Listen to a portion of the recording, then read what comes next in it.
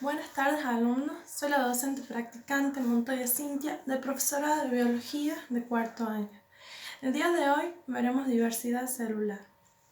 Para empezar, es importante que sepan que los primeros seres vivos que habitaron en la Tierra desde el momento que se originó la vida eran organismos unicelulares, que hoy en día existe gran variedad de ellos, muchísimos de ellos, pero hace 100.000 millones de años, unas células llamadas eucariotas comenzaron a agruparse, a lo que dieron origen a organismos pluricelulares, todas nacidas o todas procedentes de una célula única que se dividen por mitosis. Es decir, que todos los organismos que provengan de células pluricelulares van a ser generalmente idénticas, pero diferenciadas morfológica y estructuralmente.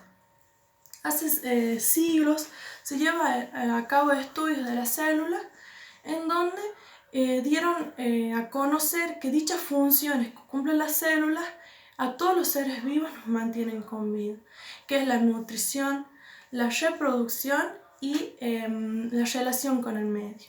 Todo esto es como una teoría celular, lo que ellos llaman.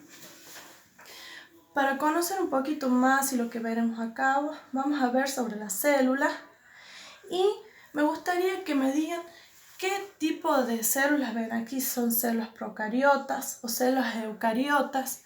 Si las bacterias, ¿a qué tipo de células pertenecen? Los hongos, ¿a qué tipo de células pertenecen? Luego veremos la célula.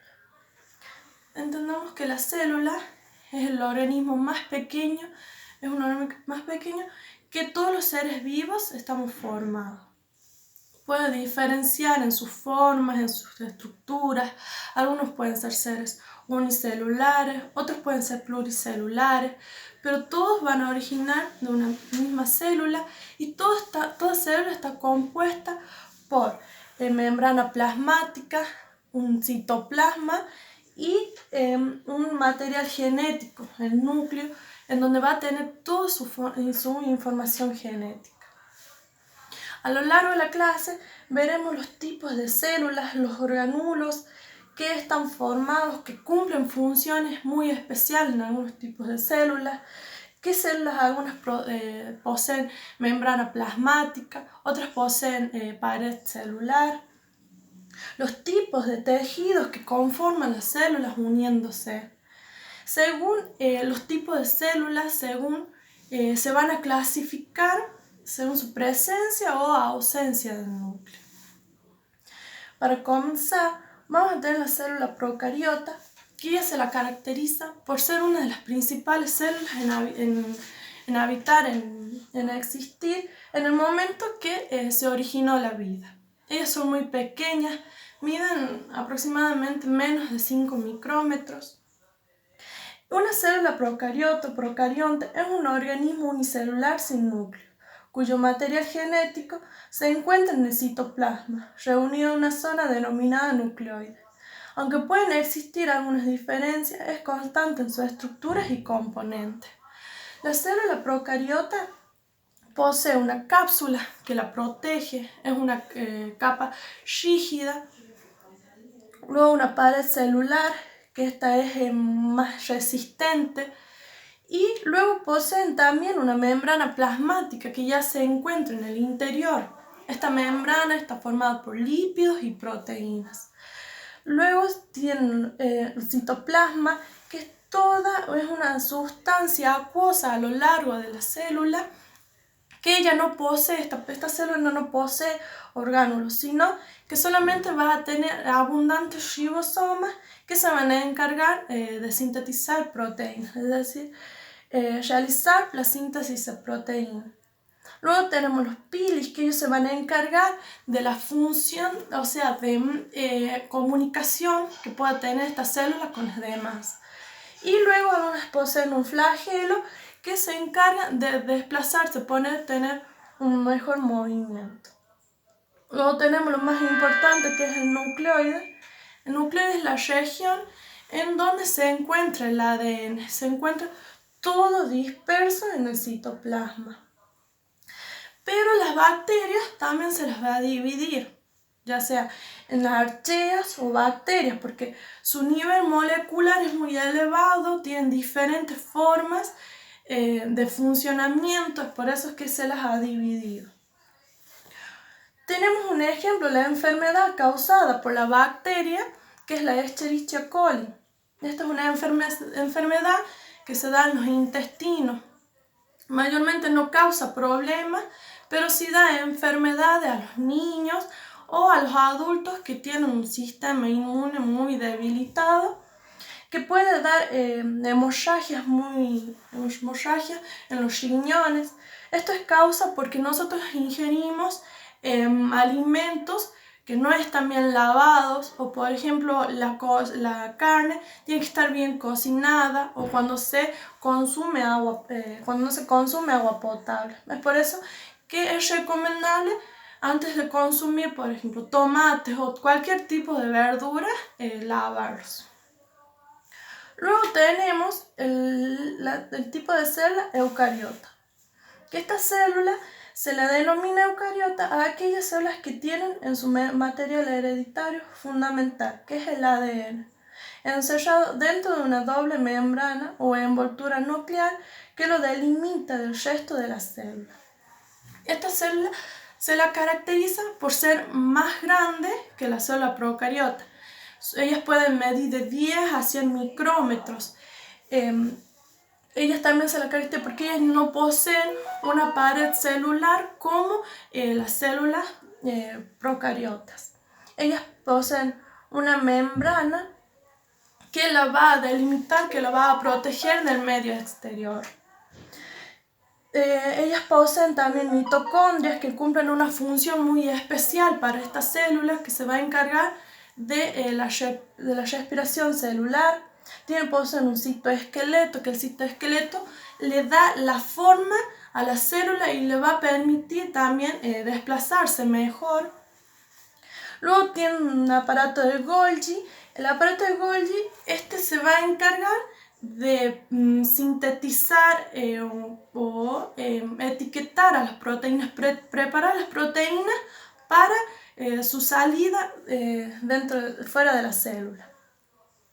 Luego tenemos un núcleo, ellas poseen el núcleo, que este núcleo se va a encargar de cuidar o donde se encuentran los genes, la información genética, y dentro del núcleo se encuentra una esfera oscura que ella es el nucleolo, en donde se producen los ribosomas, la fabricación de los ribosomas. Luego están rodeados por unas membranas que se llaman retículo endoplasmático, que se pueden dividir en retículo endoplasmático liso, que se va a encargar de fabricar o almacenar los lípidos, y luego un retículo endoplasmático rugoso, que se encarga en él tienen los ribosomas adheridos, por eso que viene el nombre de rugoso, y su función es almacenar las proteínas. También poseen un citoplasma cargado por muchísimos organulos, a diferencia de las procariotas. Pero la célula procariota se va a dividir, va a cumplir funciones específicas, no todas van a ser en los mismos seres vivos. Se caracterizan, en realidad, ¿cuáles serán las células eucariotas si no se las divide en célula animal y célula vegetal? Ambas poseen núcleo, poseen un nucleolo, poseen retículo endoplasmático, mitocondrias, poseen el lisosoma y membrana plasmática. La célula animal es un tipo de célula que se va a encargar de los órganos, los tejidos que cumplen todos los seres vivos que estén dentro del reino animal. Ellas no poseen una membrana, una capa, una pared celular. Lo que ellos tienen una membrana, entonces ellos pueden formar diversas formas, a diferencia de la vegetal, que ellas poseen capa, una pared celular, que los papones más rígidos, tienen una sola forma. Ellas también, las vegetales, poseen un cloroplasto, que el cloroplasto es el que da la pigmentación verde a las hojas de las plantas. Cuando nos preguntamos cómo es que toman su color, es el cloroplasto que se encarga de esa, es su función. Y luego tienen una gran vacuola, que esta se va a encargar del almacenamiento del agua.